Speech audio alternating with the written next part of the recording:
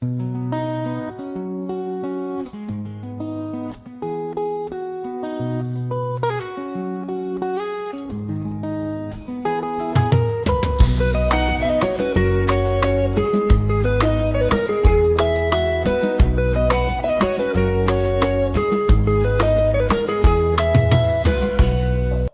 dans ces numéros, il y a des questions par rapport à la dite journée, ce qui a été fait et ce qui devait être fait. Alors, voici ces condensés de ce qui a été justement notre interview pour cette journée d'enseignement à l'école Maïcha.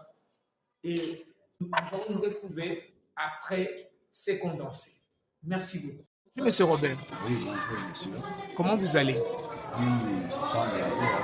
Vraiment, j'ai une des questions à vous poser concernant l'enseignement.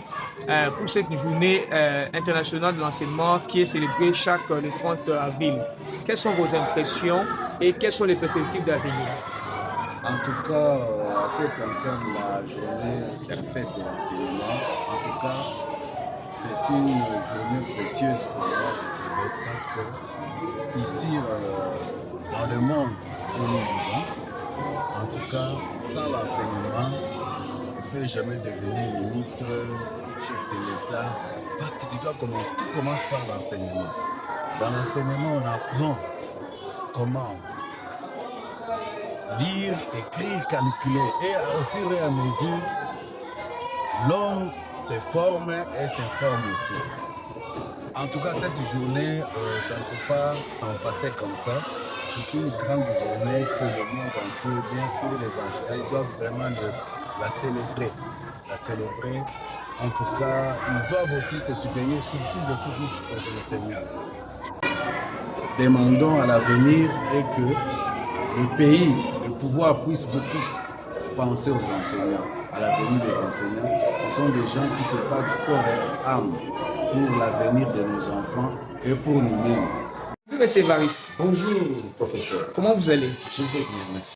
Si l'enseignant était pris en première position, bien traité par son État, je ne sais pas, aujourd'hui, on ne pouvait jamais parler de sous-développement en RDC. Ceux qui touchent des sommes colossales, ils sont passés par le banc. On ne peut rien faire sans passer par le banc. Et la personne qui vous donne la vie, qui vous ouvre au monde, qui vous apprend à faire ce que vous êtes en train de faire, est négligée, déconsidérée, il n'a pas de valeur, il est mal payé, peut-être le paie qu'il est payé là n'est pas payé à temps, vous allez attendre qu'il fasse quoi? Qu'est-ce qu'il va faire? Voilà, l'enseignement est au rabais. On peut changer le système, on peut faire tout, mais tant que l'enseignant n'est pas encore dans sa place, mon frère n'espérait rien. On va toujours continuer, de pleurs en pleurs. Donc le Congo a un problème. L'État congolais doit d'abord songer à un enseignant. Regardez comme le 30 avril, normalement c'est un jour où les enseignants doivent vivre. Vous allez voir qu'ils ne sont pas payés. Ils ne sont pas payés. Donc merci beaucoup, c'est une très bonne idée. Nous pleurons, nous demandons que l'État, même le promoteur, pense aux enseignants. Pensez aux enseignants, vous allez voir, ils sont prêts à tout. Ce sont eux qui ont formé les ministres et le président. Ils sont aussi capables de les former encore pour l'avenir.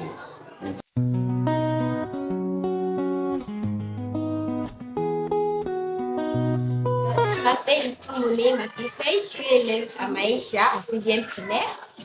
Pour moi, la fête de l'enseignement représente le fait que les enseignants, c'est eux qui nous façonnent nous pour que nous puissions, nous puissions représenter notre pays, nous puissions représenter l'État et tout.